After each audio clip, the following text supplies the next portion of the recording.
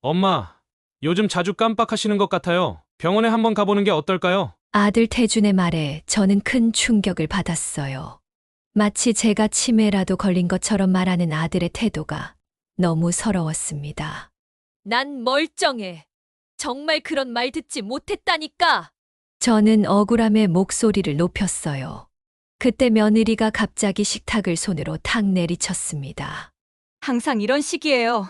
제가 뭐라고 해도 어머니는 항상 안 들었다, 몰랐다 하시면서 자기 뜻대로만 하려고 한다고요. 며느리 윤정이의 갑작스러운 행동에 모두가 놀랐어요. 그러나 더 놀라운 일이 벌어졌습니다. 윤정이가 식탁 끝을 잡더니 갑자기 제가 있는 쪽으로 식탁을 밀어버린 것입니다. 윤정아! 아들이 소리쳤지만 이미 늦었어요. 떡국 냄비가 기울어지면서 뜨거운 국물이 제 다리에 쏟아졌습니다. 아, 뜨거! 저는 고통의 소리를 질렀어요. 할머니! 손주 서현이도 놀라서 울음을 터뜨렸습니다. 엄마, 괜찮으세요? 아들이 놀라서 달려왔지만 며느리는 전혀 미안한 기색이 없었습니다. 안녕하세요. 인생을 깨닫는 관점입니다. 어머, 이게 대체 무슨 상황인 걸까요? 언쟁이 좀 있었다고 해서 며느리가 밥상을 엎어 사연자 어머님이 화상을 입으셨다는 안타까운 내용인데요. 오늘의 사연자 60대 임숙자님께서는 아들 내외와 오해와 갈등을 어떻게 헤쳐나가셨는지 이야기를 바로 들어보겠습니다. 안녕하세요. 저는 올해 68빈 임숙자라고 합니다. 부끄럽지만 제 가슴에 맺힌 응어리를 풀고자 이렇게 펜을 들었습니다. 제가 오늘 이 사연을 보내는 이유는 저와 비슷한 처지의 노인분들이 계실까 해서입니다. 아마 이런 이야기가 제게만 있는 건 아닐 테니까요. 5년 전 남편이 갑작스런 심장마비로 세상을 떠났을 때 저는 정말 하늘이 무너지는 것 같았어요. 30년 넘게 함께 살아온 사람이 그렇게 갑자기 떠나버리니 한동안은 제 발로 걷는 것조차 힘들었습니다. 엄마, 이제 혼자 살기에는 외롭지 않으세요? 우리 집으로 오세요. 아들 태준이가 손을 내밀었지요. 태준이는 IT 회사에서 개발자로 일하는 능력 있는 아이입니다. 남편이 살아있을 때는 중소기업을 운영했기에 아들 공부시키는데 부족함은 없었어요. 태준이의 초대는 그때 제게 구원의 손길 같았어요. 엄마, 저희 집에 와서 살면 서연이도 봐주실 수 있고 외롭지도 않을 거예요. 처음에는 그런 생각이었어요. 아들 며느리와 함께 살면서 귀여운 손녀 서연이를 돌보는데 도움을 주고 저도 외롭지 않게 지낼 수 있을 거라고요. 그러나 현실은 제 기대와는 너무나 달랐습니다. 며느리 윤정은 인테리어 디자이너로 일하는 바쁜 여성이었습니다. 처음 몇 달은 얼마나 좋았는지 모릅니다. 어머니, 이것 좀 드셔보세요. 제가 특별히 준비했어요. 어머니, 오늘은 어디 가고 싶으신데 없으세요? 제가 모시고 갈게요. 며느리의 그런 말들이 얼마나 따뜻하게 들렸는지 몰라요. 하지만 그건 모두 허울에 불과했습니다. 시간이 지날수록 며느리의 진짜 모습이 드러나기 시작했어요. 어머니, 우리 집 정리할 때는 이렇게 해주세요. 저는 특별한 방식이 있어서요. 어머니, 그건 거기 두시면 안 돼요. 제 디자인 감각이 무너져요. 점점 더 많은 해주세요. 하지 마세요라는 말들이 나오기 시작했습니다. 처음엔 며느리의 직업이 인테리어 디자이너니까 그런가 보다 했지요. 집안 구석구석에 그녀의 손길이 닿지 않은 곳이 없어 보였습니다. 하지만 점차 그 손길이 제 목을 조여오는 것 같았어요. 저는 며느리의 집에서 살고 있는 이방인 같은 느낌이 들었습니다. 제가 온 지 한 달쯤 지났을 때부터 윤정의 태도가 미묘하게 변하기 시작했어요. 어머니, 서연이 유치원 갔다 오면 간식은 이렇게 준비해주세요. 제가 적어둘게요. 메모지에 빼곡히 적힌 지시사항들이 점점 늘어났습니다. 마치 제가 이 집의 가정부라도 된 것 같았어요. 아들 태주는 출퇴근 시간이 불규칙했습니다. 새벽에 나가 밤늦게 들어오는 날이 많았고 주말에도 종종 회사에 나갔어요. 그러다 보니 점점 아들과 대화할 시간도 줄어들었습니다. 며느리의 얼굴은 점점 더 차가워졌고 손녀 서연이만이 제게 웃음을 지어주었습니다. 할머니, 나랑 놀아요. 할머니가 해주는 밥이 제일 맛있어요. 그 작은 목소리가 저를 지탱해주는 유일한 힘이었습니다. 하지만 그마저도 며느리 윤정은 달가워하지 않았어요. 서연아, 할머니 귀찮게 하지 마. 할머니도 쉬셔야지. 저와 서연이가 함께 놀고 있을 때마다 그런 말이 튀어나왔습니다. 제 존재가 이 집에서 불필요한 것처럼 느껴졌어요. 어머니, 요새 젊은 사람들은 그렇게 안 해요. 좀 더 현대적인 방식으로 해주세요. 며느리의 말에는 항상 요새 젊은 사람들은 이라는 말이 붙었습니다. 마치 제가 구시대의 낡은 유물인 것처럼 말이죠. 그렇게 한 달, 두 달, 석 달. 시간이 흐르면서 제 마음속 응어리는 점점 커져만 갔습니다. 하지만 아들 태준과 손녀 서연이를 생각하면 참을 수밖에 없었어요. 게다가 제가 갈 곳도 마땅히 없었습니다. 남편이 남긴 자금으로는 독립적인 생활을 하기에 부족했거든요. 그래서 전 참고 또 참았습니다. 이제 와서 생각해보면 그때 단호하게 대처했더라면 이런 일은 없었을지도 모르겠네요. 윤정이가 처음으로 본색을 드러낸 것은 제가 아들네 집에 온 지 약 반년쯤 지났을 때였습니다. 어머니, 이 그릇은 왜 이렇게 닦으신 거예요? 얼룩이 그대로 있잖아요. 윤정이의 목소리가 부엌에 울려 퍼졌어요. 마치 가시가 박힌 듯한 날카로운 음성이 제 귓가를 찔렀습니다. 미안하구나. 내 눈이 예전 같지 않아서 잘 안 보였나 보다. 부끄러운 마음에 고개를 숙이며 대답했어요. 세제를 묻힌 스펀지로 다시 한번 그릇을 닦았지만 윤정이의 표정은 여전히 불만족스러웠습니다. 에휴, 그냥 제가 할게요. 어머니는 좀 쉬세요. 윤정이는 제 손에서 그릇을 빼앗아 들고는 자기 방식대로 다시 닦기 시작했습니다. 마치 제가 무능한 사람인 것처럼 대하는 그 태도가 가슴에 깊은 상처를 남겼어요. 그날 이후로 설거지는 제 담당에서 제외되었습니다. 그러나 빨래와 청소, 음식 준비 등 다른 집안일은 여전히 제 몫이었지요. 어머니, 오늘은 제가 일찍 퇴근해야 해서 서연이 학원 좀 데려다 주세요. 어머니, 오늘 저녁은 뭐 해주실 거예요? 미리 알아야 제가 일정을 짤 수 있어서요. 윤정이의 부탁이라는 것은 항상 일방적인 지시였습니다. 제 의견을 물어보는 일은 거의 없었죠. 더 슬픈 것은 아들이 이런 상황을 모른 척한다는 거였어요. 엄마, 윤정이가 회사에서 스트레스를 많이 받아서 그래요. 좀 이해해 주세요. 태준이는 항상 그렇게 말했습니다. 마치 제 감정은 중요하지 않은 것처럼요. 그래도 손녀 서연이만큼은 할머니인 저를 진심으로 좋아해 주었어요. 할머니, 내일은 뭐 해줄 거예요? 김치볶음밥 먹고 싶어요. 할머니, 이거 봐요. 오늘 학교에서 그린 그림이에요. 할머니랑 나예요. 서연이의 순수한 미소는 제 하루의 피로를 씻어주는 유일한 기쁨이었습니다. 하지만 윤정이는 그런 우리의 관계마저 못마땅해 했어요. 서연아, 할머니 계속 귀찮게 하면 안 돼. 할머니도 피곤하실 텐데. 서연아, 그런 음식 말고 건강한 음식 먹어야지. 할머니가 해주는 음식은 너무 기름져. 윤정이는 항상 그렇게 말하며 서연이와 저 사이를 갈라놓으려 했습니다. 윤정이의 그런 태도는 부엌에서 더욱 두드러졌어요. 어느 날 아침, 저는 태준이가 좋아하는 된장찌개를 끓이고 있었습니다. 어머니, 무슨 냄새가 이렇게 심해요? 아침부터 집 안에 냄새가 가득하네요. 윤정이가 인상을 찌푸리며 말했습니다. 된장찌개 끓이고 있어. 태준이가 어릴 때부터 좋아하던 건데.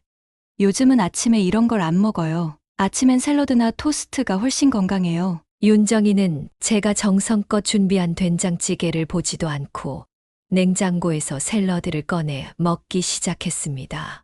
제 마음은 무너져 내렸지만 표정 하나 바꾸지 않으려 애썼어요. 그래, 각자 취향대로 먹으면 되지. 저는 억지로 웃으며 말했습니다. 하지만 곧 태준이가 부엌에 들어왔고 된장찌개 냄새에 반가운 표정을 지었어요. 와, 엄마가 된장찌개 끓이셨네. 진짜 오랜만이다. 태준이가 기뻐하는 모습을 본 윤정이의 얼굴이 순간 굳어졌습니다. 여보, 아침부터 그런 걸 먹으면 소화도 안 되고 냄새도 옷에 배요. 윤정이의 날카로운 지적에 태준이의 표정이 순식간에 바뀌었어요. 아, 그렇구나. 그럼 오늘은 그냥 간단히 먹을게. 태준이는 윤정이가 준비한 샐러드를 함께 먹기 시작했고, 제가 끓인 된장찌개는 식탁 위에 그대로 남겨졌습니다. 그 모습을 보며 제 가슴이 찢어지는 것 같았어요. 아들이 제 음식을 거부한 것이 아니라 며느리의 눈치를 본 것이 더 아팠습니다. 그런 일상이 계속되면서 저는 점점 더 집안에서 제 자리를 잃어갔습니다. 어머니, 거실에 이렇게 앉아 계시면 손님이 오셨을 때 불편해요. 방에서 쉬시는 게 어떨까요? 어머니, 이 화분들은 제가 특별히 배치한 거니까 위치를 바꾸지 말아주세요. 어머니, 서연이에게 옛날 이야기 해주실 때 너무 무서운 이야기는 하지 마세요. 요즘 아이들은 예민해요. 모든 말에는 하지 마세요, 해주세요라는 말이 뒤따랐습니다. 밤이 되면 방에 들어가 혼자 눈물을 훔치는 날이 많아졌습니다. 여보, 내가 잘못한 걸까요? 우리 아들을 잘못 키운 걸까요? 이불 속에서 남편에게 속삭이듯 중얼거렸습니다. 하지만 대답은 돌아오지 않았고 저는 그저 참고 또 참을 뿐이었어요. 아들 태준의 태도 변화는 서서히 찾아왔습니다. 처음에는 항상 제 편이었어요. 윤정아, 엄마가 그렇게 하시는 데는 다 이유가 있을 거야. 엄마, 너무 신경 쓰지 마세요. 윤정이가 요즘 일이 많아서 그래요. 하지만 시간이 지날수록 태준의 말투와 시선이 변하기 시작했습니다. 어느 일요일 아침이었어요. 평소처럼 아침 일찍 일어나 가족들을 위해 밥상을 차리고 있었습니다. 엄마, 일요일까지 이렇게 일찍 일어나실 필요 없어요. 우리도 좀 쉬고 싶은데. 태준이 하품을 하며 부엌에 들어왔어요. 괜찮아. 내가 하고 싶어서 하는 거야. 너희들은 더 자도 돼. 제가 웃으며 대답했지만 태준의 표정은 밝지 않았습니다. 그게 아니라 윤정이가 주말에는 좀 편하게 지내고 싶대요. 아침부터 부산하게 움직이시니까 좀 불편하대요. 내가 불편하다고? 가슴이 콕 찔리는 느낌이었어요. 그런 뜻이 아니라 그냥 주말에는 각자 알아서 먹고 좀 자유롭게 지내자는 거예요. 태준의 말투는 조심스러웠지만 그 안에 담긴 의미는 분명했습니다. 제가 이 집에서 필요한 순간과 그렇지 않은 순간이 명확히 구분되고 있었어요. 알았다. 그럼 내가 오늘부터는 주말에 아침 준비 안 할게. 억지로 미소를 지으며 대답했지만 마음은 무너져 내렸습니다. 그 후로도 태준은 점점 더 며느리의 편에 서기 시작했어요. 엄마, 요즘 젊은 사람들은 그렇게 안 해요. 좀 이해해 주세요. 엄마, 윤정이 말이 맞는 것 같아요. 우리 집 스타일에 좀 맞춰주세요. 우리 집이라는 말이 제 귀에 계속해서 맴돌았습니다. 아들의 집에 얹혀 사는 처지가 되었다는 현실을 직시하게 되었어요. 오랫동안 제 전부였던 아들이 이제는 제 편이 아니라는 사실이 너무나 고통스러웠습니다. 저는 아들을 위해 많은 것을 희생했어요. 남편과 함께 어려운 시절을 이겨내며 태준이를 키웠습니다. 대학 등록금을 마련하기 위해 간호사 일과 함께 밤에는 병원 당직까지 서기도 했지요. 그렇게 정성껏 키운 아들이 제게 등을 돌리는 모습을 보는 것은 너무 가슴 아팠습니다. 어느 날 저녁 식탁에서 또 다시 불협화음이 일어났어요. 어머니, 이 김치는 왜 이렇게 짜게 담그셨어요?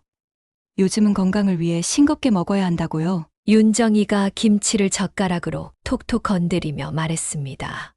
오히려 싱겁다는 소리를 들을까 걱정했는데 내가 예전에 담그던 것보다 소금을 적게 넣었는데 제가 당황스러워하며 대답하자 윤정이는 코웃음을 쳤어요. 어머니 입맛이 많이 짜신가 봐요. 나이 드시면 그럴 수 있대요. 엄마, 윤정이 말이 맞아요. 요즘은 건강을 위해 소금을 적게 먹는 추세예요. 엄마가 좀 적응하셔야 할 것 같아요. 태준이 윤정이의 편을 드는 모습에 저는 숟가락을 내려놓을 수밖에 없었습니다. 그래, 내가 요즘 추세를 잘 몰라서 그랬나 보다. 저는 밥맛을 잃고 억지로 몇 숟가락 더 뜨다가 그만두었어요.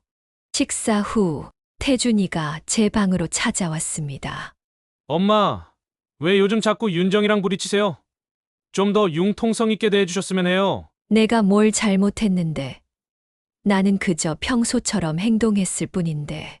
그게 문제예요. 엄마는 여기가 예전 우리 집인 것처럼 행동하시는데 지금은 윤정이와 제가 꾸려가는 가정이에요. 태준의 말에 저는 할 말을 잃었습니다.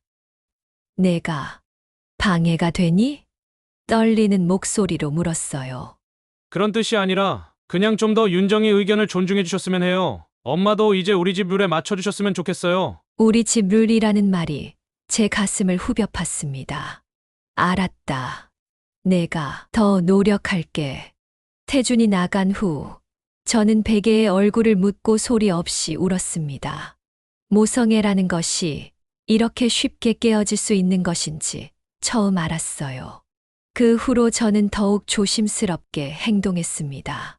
집안일도 윤정이의 지시에 따라 움직였고 서현이와도 윤정이의 눈치를 보며 놀았어요. 하지만 그럴수록 제 영혼이 조금씩 죽어가는 것 같았습니다. 살아있지만 살아있지 않은 것 같은 기분이었어요. 때로는 차라리 남편이랑 같이 갔더라면 이라는 생각까지 들었습니다. 그만큼 저는 외로웠고 상처받았어요. 하지만 그때까지만 해도 이 고통이 곧 폭발할 줄은 몰랐습니다. 어느 날 아침 저는 냉장고를 열어 식사 준비를 하려고 했습니다. 그러나 제가 사흘 전 마트에서 사온 식재료들이 온데간데 없이 사라진 것을 발견했어요. 저는 냉장고 구석구석을 살폈지만 제가 사온 식재료는 어디에도 보이지 않았습니다. 대신 몇 개의 작은 반찬통과 포장된 간편식만 덩그러니 남아 있었어요. 식재료를 찾던 중 윤정이가 부엌으로 들어왔습니다. 어머님, 아침 준비는 다 되셨어요? 우리 서둘러야 해요. 며느리 윤정이의 재촉하는 목소리가 들렸습니다.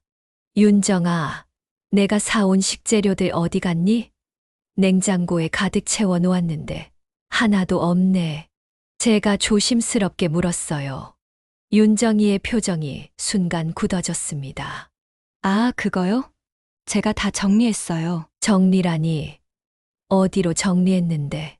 버렸어요. 대부분 유통기한이 얼마 안 남았더라고요. 그리고 너무 많은 식재료가 냉장고를 차지하면 관리하기 힘들어요. 뭐라고? 분명 유통기한이 일주일도 더 남은 것들 뿐이었는데. 저는 믿을 수 없다는 표정으로 말했습니다. 어머니, 제가 냉장고 관리하는 방식이 있어요. 너무 많은 식재료를 한꺼번에 사면 결국 버리게 돼요. 그래서 필요할 때마다 조금씩 사는 게 좋아요. 윤정이의 말투는 마치 어린아이를 가르치는 것 같았어요.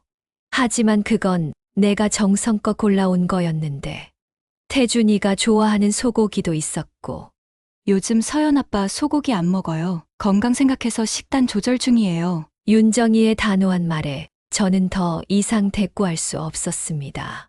그날 아침 윤정이는 냉동실에서 꺼낸 빵으로 간단히 아침을 해결했고 저는 어쩔 수 없이 따라 먹을 수밖에 없었어요. 서현이가 아침을 먹으러 나왔을 때 제게 물었습니다. 할머니, 오늘은 왜 맛있는 아침밥이 없어요? 오늘은 엄마가 빵으로 준비했네. 내일 할머니가 맛있는 밥 해줄게. 제가 서현이의 머리를 쓰다듬으며 말했어요. 서연아, 빵이 훨씬 건강해. 매일 기름진 음식만 먹으면 안 돼? 며느리가 끼어들었습니다. 저는 입을 다물 수밖에 없었어요. 그 일 이후로 저는 더 이상 장을 보러 가지 않았어요. 윤정이가 모든 식재료를 관리하기 시작했고, 저는 그저 지시에 따라 음식을 준비하는 역할만 맡게 되었습니다. 그것도 윤정이가 허락한 건강한 음식만 말이죠. 한 번은 서연이를 위해 김치볶음밥을 해주고 싶어 윤정이에게 허락을 구했습니다. 윤정아, 서연이가 김치볶음밥을 먹고 싶어 하는데 오늘 점심으로 해줘도 될까? 어머니, 그런 기름진 음식은 안 돼요. 서연이 소화도 안 좋고 살도 찔 수 있어요. 하지만 가끔은 아이가 좋아하는 것도 해줘야 하지 않을까? 제가 서연이 엄마니까 제가 더 잘 알아요. 어머니는 그냥 제가 시키는 대로만 해주세요. 윤정이의 차가운 목소리에 저는 다시 한번 상처를 받았습니다. 나는 이제 이 집에서 식재료도 마음대로 살 수 없고 음식도 마음대로 해줄 수 없는 존재가 되어버린 거예요. 하지만 더 큰 충격은 그날 저녁 있었습니다. 제가 방에서 쉬고 있을 때 서현이가 방으로 찾아왔어요.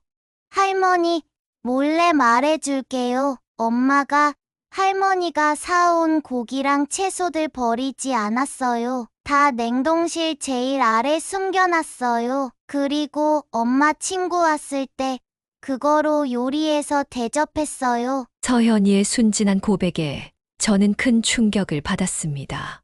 윤정이가 제가 사온 식재료를 버리지 않고 제 몰래 사용했다니. 그것도 저에게는 유통기한이 지났다며 버렸다고 거짓말을 하면서 말이에요. 그날 밤 몰래 일어나 냉동실을 확인해 보니 정말 제가 사온 소고기 일부가 포장되어 숨겨져 있었습니다. 제 눈에서 뜨거운 눈물이 흘러내렸어요. 이런 거짓말과 배신이 일상이 된 집에서 어떻게 계속 살아갈 수 있을까 하는 생각이 들었습니다. 다음 날 용기를 내어 태준에게 이 일을 털어놓았어요. 태준아, 사실은 어제 알게 된 일인데. 떨리는 목소리로 윤정이의 행동에 대해 이야기했습니다. 하지만 태준의 반응은 제 예상과 달랐어요. 엄마, 그런 사소한 일로 왜 그러세요? 윤정이도 나름대로 집안 살림을 꾸려가는 방식이 있을 거예요. 굳이 그렇게 트집 잡듯이 말씀하시면 윤정이도 상처받아요. 태준아, 이건 사소한 일이 아니라 거짓말이야. 내가 정성껏 사온 식재료를 버렸다고 거짓말하고 자기 친구들한테 대접한 거라고. 엄마, 그건 윤정이의 관점에서는 식재료 관리의 문제일 수도 있어요. 굳이 그런 일로 갈등을 만들고 싶지 않아요. 태준은 끝까지 윤정이의 편을 들었습니다. 저는 그 순간 완전히 혼자가 되었다는 느낌이 들었어요. 식재료 하나조차 내 마음대로 살 수 없는 이 집에서 저는 점점 더 고립되어 갔습니다. 알았다. 내가 너무 예민했나 보구나. 억지로 미소 지으며 물러났지만 제 마음 속에는 깊은 상처가 남았어요. 그 후로 저는 더 이상 식재료에 관여하지 않았습니다. 윤정이가 시키는 대로 음식을 준비하고 그녀가 허락한 만큼만 서연이와 놀아주었어요. 하지만 그럴수록 제 존재감은 점점 더 희미해져 갔습니다. 집 안에서 제 자리는 어디에도 없었습니다. 거실에 앉아 있으면 윤정이는 불편해했고 부엌에 있으면 방해가 된다고 느꼈습니다. 서현이와 놀아주면 할머니가 애를 망친다며 불만을 표현했고 혼자 방에 있으면 왜 이렇게 사교성이 없냐고 비난했어요. 제가 어떻게 행동해도 윤정이의 눈에는 불만족스러웠습니다. 그러던 어느 날 저는 마트 앞에서 우연히 윤정이를 마주쳤습니다. 윤정이는 친구와 함께 있었고 제가 사온 후 버렸다고 했던 것과 똑같은 고급 소고기를 카트에 담고 있었어요. 아가, 제가 불렀지만 윤정이는 제가 보이지 않는 척했습니다. 친구와 웃으며 다른 방향으로 걸어갔어요. 저는 그 자리에 얼어붙은 채로 서 있었습니다. 내가 이제 길거리에서조차 무시당하는 존재가 되었다니. 그날 저녁 윤정이는 마치 아무 일도 없었다는 듯이 행동했습니다. 하지만 저는 더 이상 참을 수 없었어요. 아가, 내 오늘 마트에서 너 봤어. 저녁 식사 중에 조용히 말했습니다. 윤정이의 젓가락 움직임이 잠시 멈췄어요. 아, 그러세요? 저는 못 봤네요. 태연하게 대답하는 윤정이를 보며 저는 속에서 화가 치밀어 올랐습니다. 분명히 눈이 마주쳤는데도 모른 척했지. 어머님, 제가 바빠서 그랬나 봐요. 일부러 그런 건 아니에요. 윤정이의 뻔뻔한 거짓말에 저는 더 이상 참을 수 없었습니다. 그리고 그 소고기. 내가 사온 것과 똑같은 거였네. 버렸다던 그 소고기 말이야. 엄마, 무슨 말씀하시는 거예요? 아들이 끼어들었습니다. 윤정이가 내가 사온 식재료를 버렸다고 했는데 알고 보니 자기가 따로 보관해뒀더라고. 그리고 오늘 똑같은 것을 또 사더라. 어머니, 그건 완전히 다른 거예요. 제가 어떤 브랜드를 사는지도 모르시면서. 윤정이가 억울하다는 듯 말했습니다. 엄마, 또 그런 말씀하시면 정말 속상해요. 윤정이를 너무 미워하시는 것 같아요. 태주는 또다시 윤정이의 편을 들었습니다. 저는 그 순간 이 집에서 완전히 혼자라는 것을 실감했어요. 아무도 내 말을 믿지 않고 아무도 내 편이 되어주지 않는 현실이 너무 고통스러웠습니다. 알았다. 미안하구나. 내가 착각했나 보다. 식사를 마치고 방으로 돌아와 혼자 눈물을 흘렸습니다. 이제 제 말은 아무도 믿지 않는다는 사실이 너무나 슬펐어요. 그 후로 저는 더 이상 문제를 제기하지 않았습니다.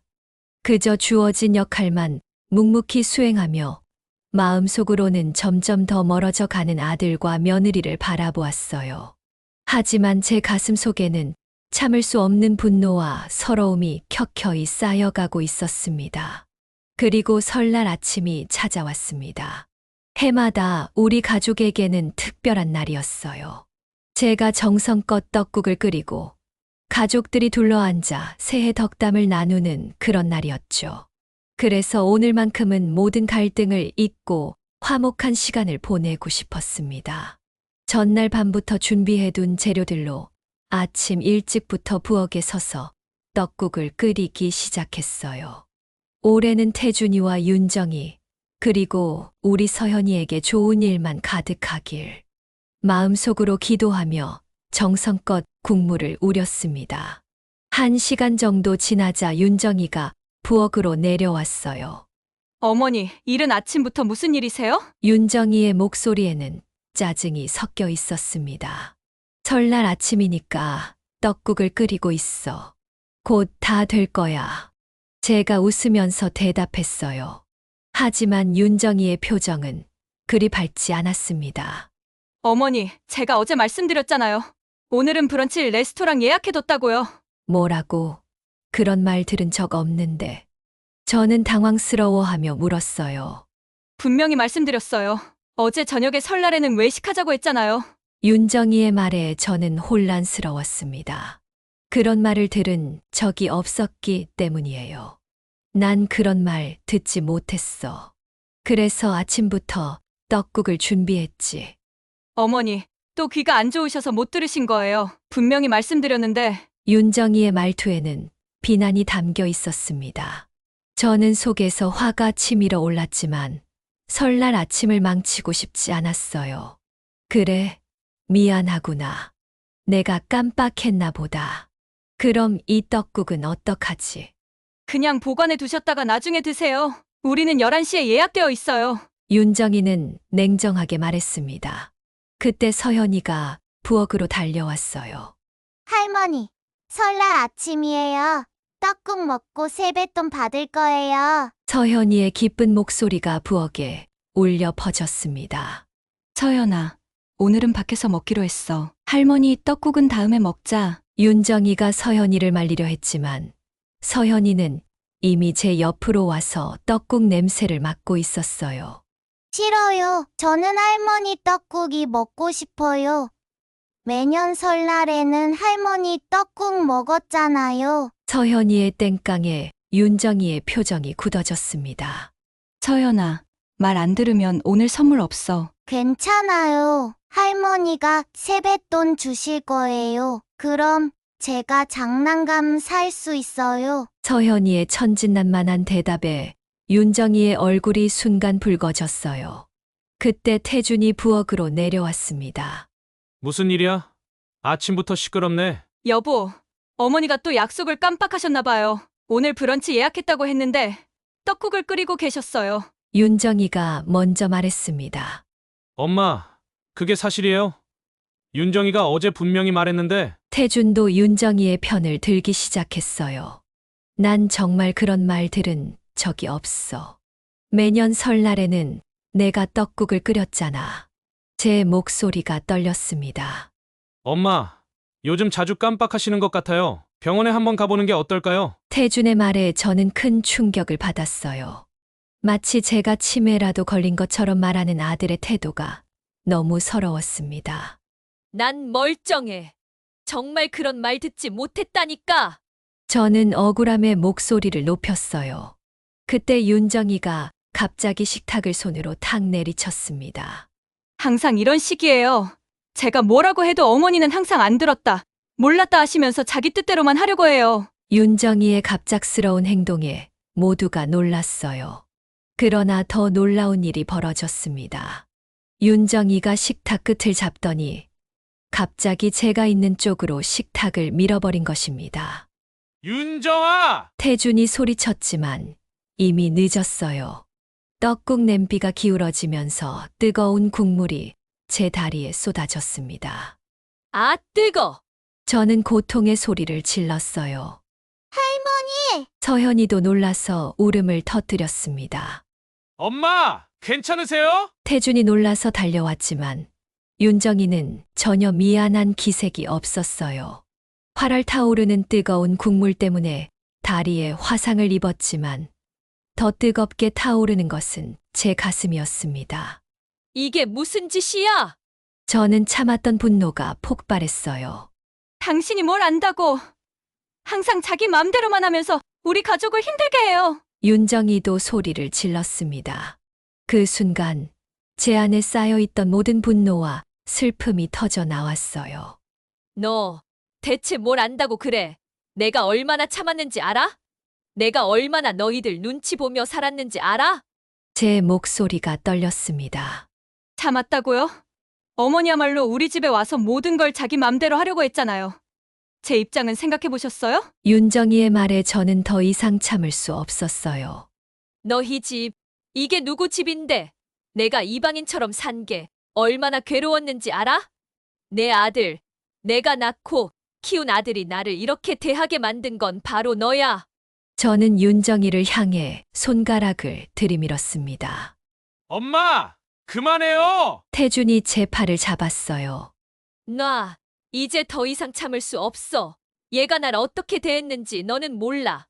내 음식은 버리고, 내 말은 무시하고, 심지어 서현이와의 관계까지 망치려고 했어. 제 눈에서 눈물이 하염없이 흘러내렸습니다. 엄마, 진정하세요! 윤정이도 나름대로 어려움이 있었을 거예요! 태준은 여전히 윤정이의 편이었어요. 그 순간 제 마음이 완전히 무너졌습니다. 태준아, 넌 정말 내 아들이 맞니?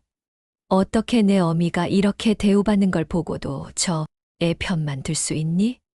떨리는 목소리로 물었어요. 엄마, 그건 아니지만, 아니지만 뭐? 이제 모든 게 명확해졌구나. 난 이제 여기서 더 이상 살 수 없어. 저는 떨리는 다리로 자리에서 일어났습니다. 엄마, 어디 가시려고요? 다리도 다치셨는데, 태준이 걱정스럽게 물었지만 저는 이미 마음을 정했어요. 널 위해 살아온 내 인생이 이렇게 끝날 줄은 몰랐구나. 이제 난 내 길을 가겠어. 화상으로 아픈 다리를 끌며 방으로 향했습니다. 할머니, 가지 마세요! 서현이가 울며 제 옷자락을 잡았어요. 저는 서현이를 안아주며 속삭였습니다. 서현아, 할머니가 잠시 쉬러 가는 거야. 걱정하지 마. 그리고 제 방으로 들어가 문을 닫았습니다. 창문 밖을 보니 설날 아침에 햇살이 밝게 빛나고 있었어요. 하지만 제 마음은 어둠 속에 갇힌 것 같았습니다. 이제 어떻게 해야 하지? 생각에 잠겨 있을 때 방문을 두드리는 소리가 들렸어요.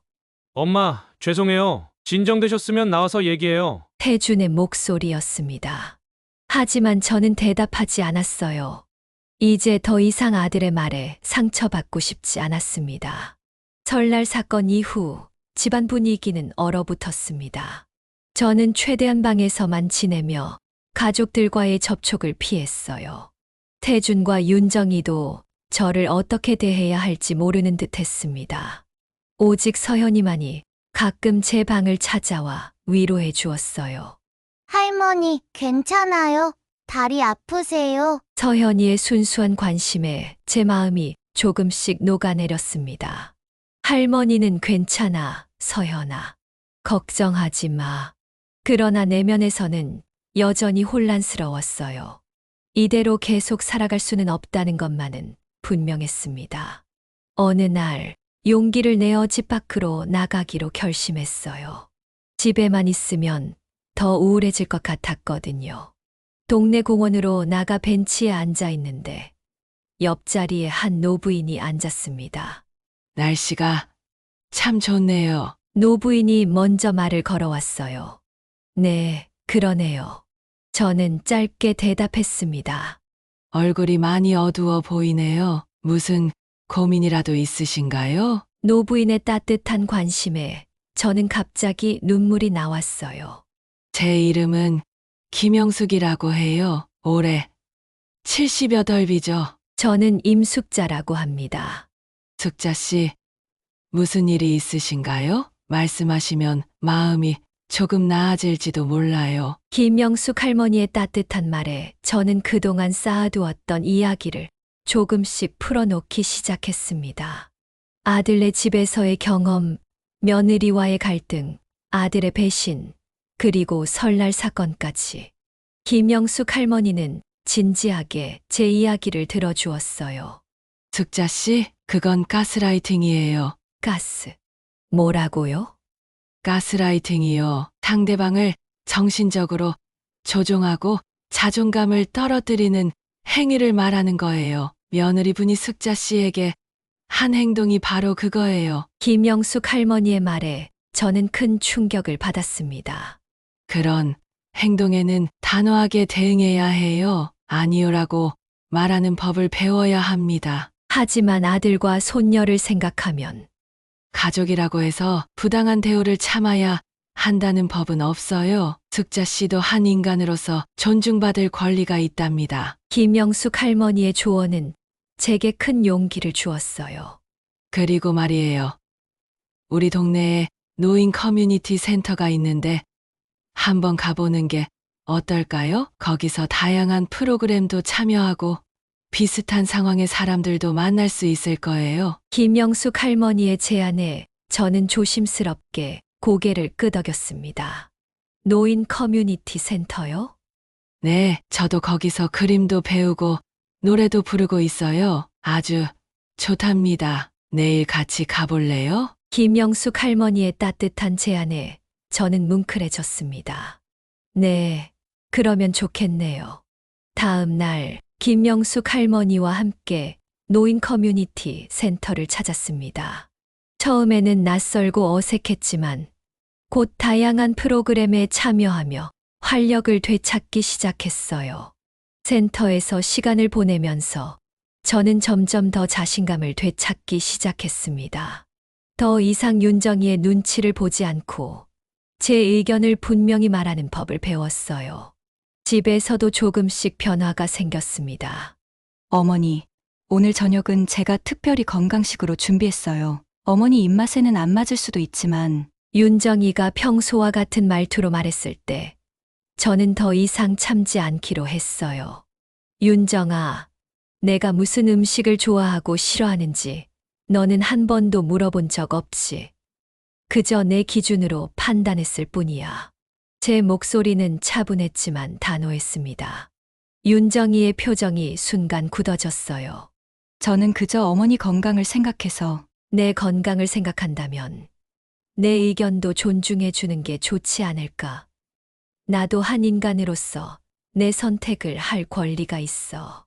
제 당당한 태도에 윤정이는 말문이 막힌 듯 했습니다.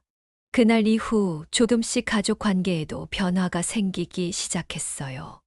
윤정이는 여전히 불편해했지만 예전처럼 노골적으로 저를 무시하지는 않았습니다. 태준도 미묘한 변화를 느꼈는지 가끔 제게 관심을 보이기 시작했어요. 엄마, 요즘 어디 다니세요? 얼굴이 밝아 보여요. 노인 커뮤니티 센터에 다니고 있어. 거기서 그림도 배우고 노래도 부르고 있단다. 그래요? 좋은 일이네요. 엄마가 즐겁게 지내시는 것 같아 다행이에요. 이런 작은 대화들이 저에게는 큰 위로가 되었습니다. 하지만 완전한 화해까지는 아직 갈 길이 멀었어요. 윤정이는 여전히 제게 차갑게 대했고, 가끔은 서연이와 저의 관계를 방해하기도 했습니다. 그럼에도 불구하고 저는 더 이상 예전의 제가 아니었어요. 커뮤니티 센터에서 만난 친구들과 상담사의 도움으로 저는 점점 더 강해졌습니다. 이제는 누구도 제 존엄성을 무너뜨릴 수 없다는 자신감이 생겼어요. 그리고 그 자신감은 곧 제 삶에 큰 변화를 가져올 준비를 하고 있었습니다. 노인센터에 다닌 지 2달쯤 되었을 때였습니다. 저는 그곳에서 만난 친구들과 함께 소소한 모임을 즐기며 새로운 삶의 활력을 찾고 있었어요. 그날도 센터에서 미술 수업을 마치고 집으로 돌아오는 길이었습니다. 현관문을 열고 들어서는 순간 이상한 기운이 느껴졌어요. 거실에는 태준과 윤정이 그리고 낯선 중년 여성이 앉아 있었습니다. 엄마, 왔어요? 잠깐 얘기 좀 할게요. 태준의 목소리가 평소와 달리 긴장되어 있었어요. 누구세요? 저는 낯선 여성을 바라보며 물었습니다. 안녕하세요. 임할머니, 저는 정신건강의학과 의사 박선영이라고 합니다. 의사라는 말에 저는 순간 긴장했어요. 정신과 의사, 무슨 일이지? 엄마, 우리가 좀 걱정돼서요. 요즘 엄마가 너무 변하셔서. 태준이 조심스럽게 말했습니다. 변했다고? 그게 무슨 뜻이니? 어머니, 요즘 너무 공격적으로 변하셨어요. 항상 저희를 비난하시고 서연이에게도 이상한 말씀을 하시고. 윤정이가 끼어들었습니다. 순간 화가 치밀어 올랐지만 저는 침착함을 유지하려 노력했어요. 이상한 말이라니. 내가 서연이에게 뭐라고 했는데. 어머니가 서연이에게 엄마가 할머니를 미워한다고 하셨다면서요. 어린아이에게 그런 말씀을 하시면 안 되죠. 윤정이의 말에 저는 깜짝 놀랐습니다. 난 그런 말 한 적 없어. 서연이는 어디 있니? 직접 물어보자. 서연이는 친구 집에 놀러 갔어요. 그리고 우린 이미 확인했어요. 태준이 말했습니다. 박 선생님, 제가 말씀드린 대로 어머니가 현실을 왜곡하시는 경향이 있어요. 윤정이가 의사에게 말했어요. 그제야 저는 상황을 이해하기 시작했습니다. 이들은 저를 정신적으로 문제가 있는 사람으로 만들려고 하고 있었어요. 잠깐만요. 박 의사가 손을 들어 말을 멈추게 했습니다. 임할머니, 요즘 기분은 어떠세요? 혹시 우울하거나 불안한 감정이 있으신가요? 저는 정신적으로 아무 문제 없어요. 오히려 요즘 노인센터에 다니면서 더 행복해졌답니다. 제가 차분하게 대답했어요. 그래요? 그런데 가족들은 할머니가 최근에 감정 기복이 심하고 공격적인 언행을 보인다고 걱정하고 있어요. 그건 사실이 아니에요. 제가 달라진 것은 맞지만 그건 더 이상 부당한 대우에 침묵하지 않기로 결심했기 때문이죠. 저는 당당하게 말했습니다. 할머니가 느끼시는 부당한 대우라는 것이 구체적으로 뭔가요? 박 의사가 물었어요. 그때 윤정이가 끼어들었습니다. 선생님, 어머니는 항상 저희가 어머니를 학대한다고 생각하세요. 하지만 저희는 정말 최선을 다해 모시고 있어요. 윤정이의 연기에 저는 분노가 치밀어 올랐지만 이번에도 참았습니다. 제가 직접 말씀드릴게요. 저는 천천히 그동안 있었던 일들을 이야기하기 시작했습니다. 식재료를 버렸다고 거짓말한 일, 제 음식을 무시한 일, 서현이와의 관계를 방해한 일, 그리고 설날에 있었던 사고까지. 말을 마치자 방 안은 조용해졌어요. 그건 다 오해예요. 저희는 그저 어머니의 건강을 위해. 윤정이가 변명하려 했지만 박 의사가 손을 들어 말을 막았습니다. 임할머니, 그런 일이 있으셨군요. 많이 힘드셨겠어요. 박 의사의 말에 저는 눈물이 글썽였습니다. 네, 정말 힘들었어요. 내 아들네 집에서 이방인처럼 살아가는 것이. 엄마, 정말 그렇게 느끼셨어요? 저희는 엄마를 위해 태준이 당황한 듯 말했지만 저는 더 이상 속지 않았어요. 태준아, 넌 정말 몰랐니? 아니면 알고도 모른 척한 거니? 제 질문에 태준은 대답하지 못했습니다. 사실 저는 오늘 여러분을 관찰하러 왔어요. 갑자기 박 의사가 말했습니다.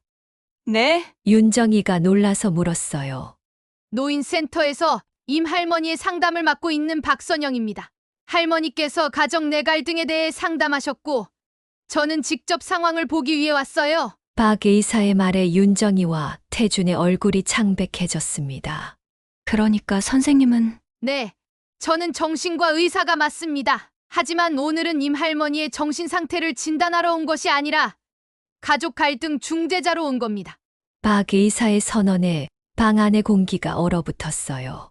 지금까지 관찰한 바로는 임할머니께서 말씀하신 상황이 상당 부분 사실인 것 같네요. 특히 며느리 분의 태도에서 가스라이팅의 징후가 보입니다. 뭐라고요? 제가 시어머니를 가스라이팅했다고요? 말도 안 돼요. 윤정이가 소리쳤습니다. 방금 그 반응도 전형적인 가스라이팅 가해자의 모습입니다. 자신의 잘못을 부정하고 상대방을 비난하는 거죠. 박 의사의 단호한 말에 윤정이는 말문이 막혔어요. 아들 분도 어머니의 상황을 외면하고 방관한 책임이 있습니다. 태준은 고개를 숙였어요. 이런 가족 갈등은 심각한 노인 학대로 이어질 수 있습니다. 법적 조치가 필요할 수도 있어요. 법적 조치요. 태준이 놀라서 물었습니다. 네, 노인 학대는 법적으로 처벌받을 수 있습니다. 나는 단지 존중받고 싶었을 뿐이야. 내 아들네 집에서 하인처럼 살고 싶지 않았어. 제 말에 태준의 얼굴이 붉어졌어요. 엄마, 정말 죄송해요. 저는 엄마가 그렇게 힘들어하는 줄 몰랐어요. 몰랐다고 내가 몇 번이나 말했잖아. 하지만 넌 항상 윤정이 편만 들었지. 태준은 대답하지 못했습니다. 윤정이는 여전히 불만스러운 표정이었지만 더 이상 반박하지 않았어요. 앞으로 어떻게 하시겠어요? 여사님, 박 의사가 물었습니다. 저는 깊이 생각했어요. 그동안 참고 견뎌온 시간들, 그리고 노인센터에서 찾은 새로운 희망. 나는 더 이상 이 집에서 살고 싶지 않아. 내 공간이 필요해. 제 선언에 태준이 놀라서 물었습니다. 엄마, 그럼 어디서 사실 거예요? 걱정 마. 내가 방법을 찾을게. 내 아버지가 남긴 적금으로 작은 월세라도 구할 수 있을 거야.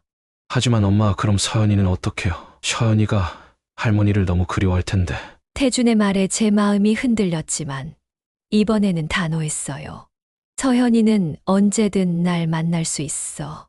하지만 나도 이제 내 삶을 살 필요가 있어. 갑자기 현관문이 열리는 소리가 들렸습니다. 할머니, 서현이가 달려와 제 품에 안겼어요. 서현아, 학교 잘 다녀왔니?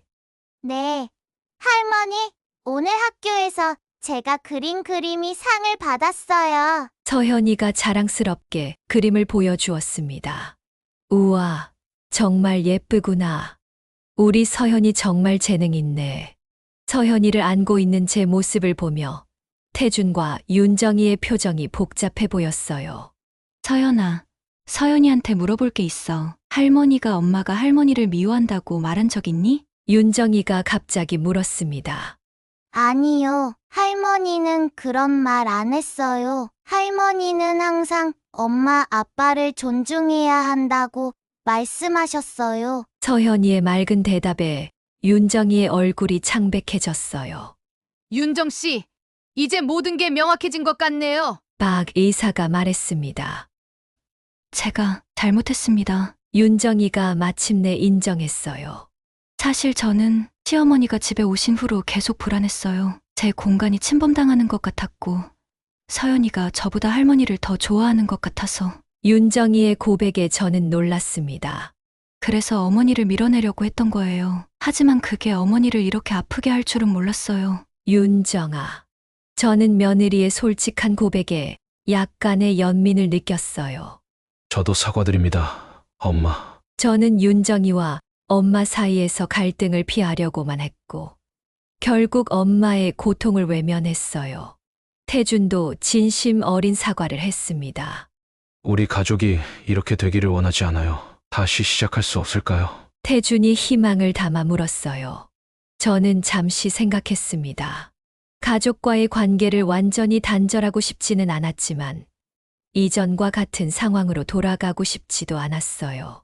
다시 시작하는 것은 좋지만, 예전과는 달라야 해. 나도 한 인간으로서 존중받아야 해. 제 말에 태준과 윤정이는 고개를 끄덕였습니다. 그리고 나는 내 공간이 필요해. 노인센터 근처의 작은 집을 구할 생각이야. 알겠어요, 엄마. 저희가 도와드릴게요. 태준이 약속했습니다. 할머니, 그럼 저는 할머니 집에 놀러 가도 돼요? 서현이가 순진하게 물었어요. 물론이지, 우리 서현이. 할머니는 언제나 서현이를 기다릴 거야. 저는 서현이를 꼭 안아주었습니다. 그렇게 저는 제 인생의 새로운 장을 열기로 결심했어요. 더 이상 누구의 눈치도 보지 않고 제 삶을 제대로 살아가기로 말이죠. 그 일이 있은 지 6개월이 지났습니다. 지금 저는 노인 커뮤니티 센터 근처의 작은 원룸을 얻어 홀로 살고 있어요. 비록 작은 공간이지만 이곳은 온전히 제 것입니다. 아무도 간섭하지 않고 제가 원하는 대로 꾸밀 수 있는 저만의 공간이죠. 처음에는 혼자 사는 것이 낯설고 두렵기도 했지만 이제는 이 자유로움이 너무나 소중합니다. 태준이와 윤정이 그리고 서현이는 한 달에 2번 정도 저를 찾아옵니다. 그때마다 서현이는 신이 나서 달려와 제 품에 안겨요. 할머니, 보고 싶었어요. 서현이의 그 순수한 미소는 여전히 제 삶의 가장 큰 기쁨입니다. 태준과 윤정이도 많이 달라졌어요. 특히 윤정이는 더 이상 제게 차갑게 대하지 않고 오히려 조심스럽게 배려하려고 노력합니다. 어머니, 이번 주말에 저희 집에서 식사하시는 건 어떠세요? 제가 어머니가 좋아하시는 음식을 준비할게요. 윤정이가 전화로 초대했을 때 저는 잠시 망설였습니다. 하지만 이제는 달라졌다고 생각했어요. 그래, 좋아, 고맙구나. 주말에 태준이네 집을 방문했을 때 윤정이는 정말로 제가 좋아하는 음식들을 준비해 놓았더군요. 된장찌개와 낙지볶음, 그리고 각종 나물 반찬까지. 어머니, 맛있게 드세요. 제가 어머니 입맛에 맞게 준비했어요. 윤정이의 진심 어린 모습에 저는 감동했습니다. 고맙다, 아가. 정말 맛있겠구나. 식사를 하면서 우리는 자연스럽게 대화를 나눴어요. 더 이상 불편한 긴장감은 없었습니다. 엄마, 요즘 센터에서는 뭐 배우고 계세요? 태준이 관심을 보이며 물었어요. 요가를 시작했어. 처음에는 힘들었는데 이제는 꽤 유연해졌단다. 우와, 할머니, 대단해요. 서현이가 박수를 쳤습니다. 식사 후 태준이 저를 따로 불렀어요.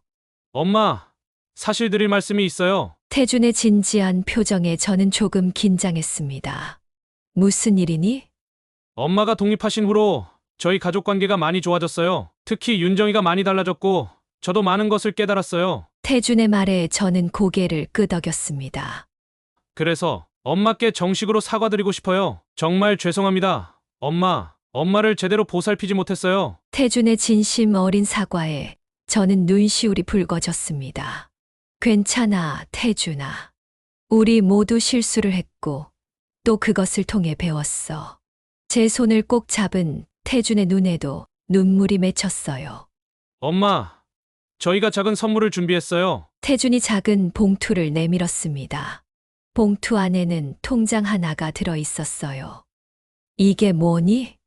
엄마의 독립적인 생활을 위한 작은 정성이에요. 월급의 일부를 매달 저축하기로 했어요. 저는 감동해서 말을 잇지 못했습니다. 태준아, 이런 거 안 해도 된다. 난 지금 나름대로 잘 지내고 있어. 아니에요, 엄마. 이건 당연히 해야 할 일이에요. 그동안 제가 얼마나 엄마께 무심했는지 생각하면 그날 이후로 우리 가족의 관계는 더욱 단단해졌습니다. 서로의 공간과 존중을 지키면서도 따뜻한 유대감을 유지하게 되었어요. 노인센터에서 저는 그림 선생님으로 활동하게 되었습니다. 평생 간호사로 일하다가 이렇게 새로운 재능을 발견하게 될 줄은 몰랐어요. 제 그림 전시회가 열렸을 때 태준이네 가족이 가장 먼저 축하해 주었습니다. 윤정이도 이제는 제게 진심 어린 존중을 보여줍니다.